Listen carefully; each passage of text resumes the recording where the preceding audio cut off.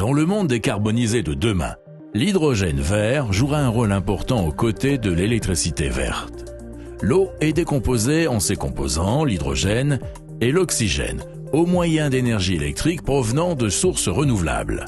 L'énergie électrique se transforme en énergie chimique, le processus s'appelle l'électrolyse. L'H2 est produit à très bas coût et à grande échelle partout où l'énergie renouvelable est disponible en grande quantité. Les zones désertiques ou côtières sont par exemple idéales pour les projets solaires ou éoliens. Mais en Suisse aussi, le développement des énergies renouvelables offre un potentiel de production d'hydrogène.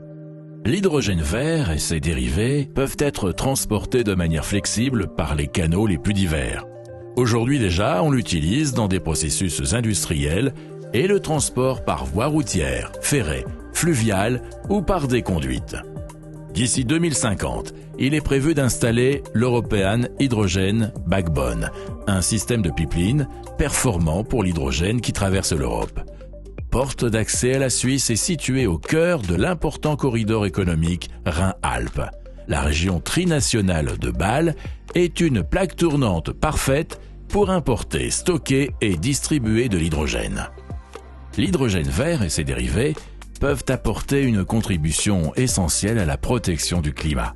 En effet, l'hydrogène vert peut être utilisé comme complément important à l'électrification en tant que carburant pour la mobilité, combustible ou produit chimique de base dans l'industrie. De plus, il peut être obtenu à partir des surplus d'électricité en été. La Suisse dépendrait moins des importations et renforcerait la sécurité d'approvisionnement en hiver. Pour saisir la chance de l'hydrogène vert, il nous faut des conditions cadres optimales. Nous avons tous un rôle à jouer. Il faut que les entreprises, les politiques et la société civile s'engagent. Mettons-nous en route vers l'économie de l'hydrogène de demain.